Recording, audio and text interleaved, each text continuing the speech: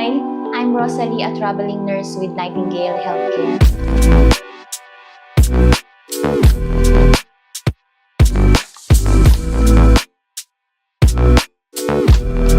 I've had the privilege of traveling with families, providing high-level care to infants and adults on their journey. It's amazing to see clients to feel more relaxed and confident, knowing I'm there for them every step of the way.